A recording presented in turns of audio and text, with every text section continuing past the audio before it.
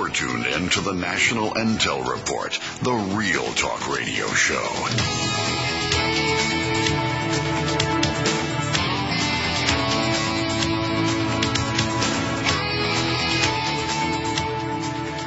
Yeah, I was just reading during the break the Greg Palast article. I will have that posted as well on the Republic Broadcasting site tomorrow. Found the story. Finishing up what I was saying about how the liars figure and the figures lie, talking about the drop was larger than economists had forecast and followed a 6.3% tumble in the last 3 months of 2008. Now, what they don't tell you is that the first figure was a fall of 6.1%, and it's almost statistically impossible to drop down to 5.7%. And as Bob put it, they must have Mickey Mouse doing the figures. A record 9.1% of all U.S. mortgages were delinquent at the end of the first quarter. The Mortgage Bankers Association reported on Thursday, highlighting the pressure on policymakers as they attempt to engineer a still elusive bottom in the U.S. property market. Well, add in another problem here, Bob. What's going on that's pushing these mortgage rates higher?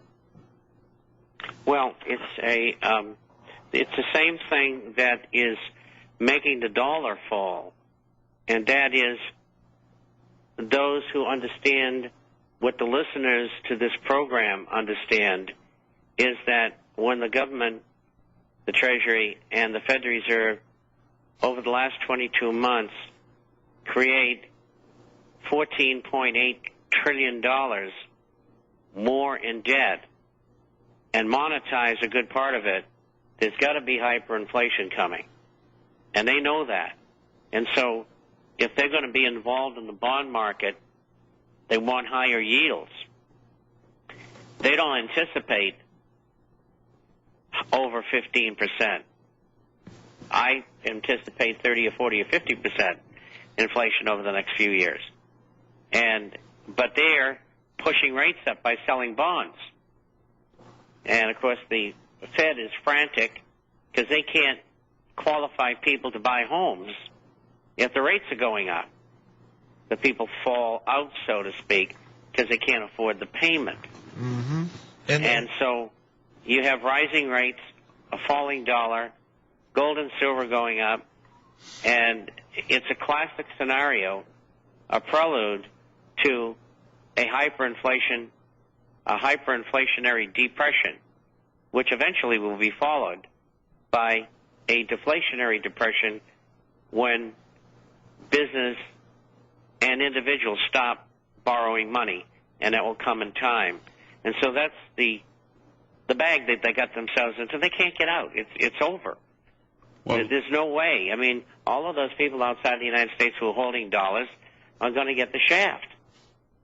And anybody who listens to this program who's outside the country and they've got dollars or even local currency, you should be buying gold and silver coins if you can get your hands on them. The problem is they're not readily available in Latin America. They're hard to get in Europe, and that's going to get even worse. And so do what you can. Bob, I'm not sure if it's this week or next week when because the short-term securities, the short-term bonds, the 2 and the 7s, seem to have gone well. If you want to. Well, they're holding their own, and it's easier for the Fed to affect the short end of the market, but trying and control the 10s, the 7s, and the 30-year paper. Very difficult. Well, that's my point. When they start auctioning off those 10s and 30s, it could tell a sad tale.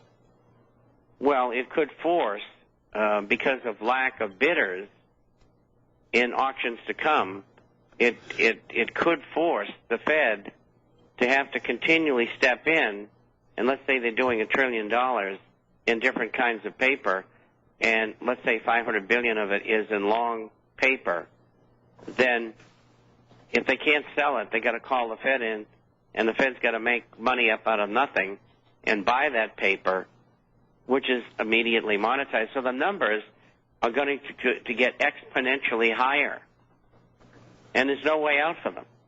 And that's why there's no way that hyperinflation is not going to come, and that's why interest rates are going up, the dollar's coming down, and it's the worst of all worlds. And we've got this meathead, little Timmy, who's over in China telling students at Beijing University that the dollar's a good investment. They laughed, they jeered, and they booed him for about 5 minutes. In other words, what are you, some kind of idiot? And, of course, not even BBC picked it up. They must probably. But it was all over the Asian papers and some of the European papers. And the U.S., no, I'll rephrase that. The power behind government in America is the laughing stock of the world. They're a bunch of idiots. They've screwed it up royally with their stinking greed. How do you really feel, Bob? I'll know when I'm finished reloading. Maybe they were laughing at the ability of Timmy Geithner not to actually tie his tie, which is a little yeah, pet which was peeve rather of me. sloppy. Yes. Well, you know, I look at Gordon Brown, and he's always got his tie tied and doing the right thing. But if you know the inside of what's going on in the government, he's a pretty disreputable character. Don in Nevada. Hello, Don. Yes, we've got something going on out here, or I should say has gone on out here in Nevada. The lawmakers approved the Real ID bill. Despite concerns about possible Orwellian intrusion into Nevadans' privacy, the Senate voted 12-9 Monday for a bill that would bring the state into line with terms of the U.S. Real ID. Well, and don't you think for a moment that they weren't arm-twisted? By Harry Reid? No. I mean, the casinos out there? Either go along with this or we'll hurt you. Well, they're already hurting. Says late in the article here, this is Associated Press, under the federal law, residents of states, if they don't comply with it, it could block them from boarding federal regulated planes or entering federal buildings if their only ID is state driver's license. Well, isn't that strange? Because I just boarded a flight to New Jersey, and I got on it with an expired driver's license. 2 years expired. Well, I think Nevada is probably the first state. Now, incidentally, this was the last day of their Senate session that they voted this in.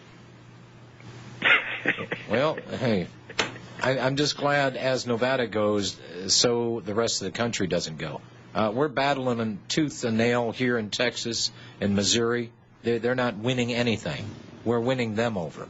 So I don't know what happened. There was arm twisting going on in Nevada. Well, you got Harry Reid running the show out here, you know, the dual citizen of Israel and the United States. He's married to an Israeli woman, our House Majority Leader, Harry Reid.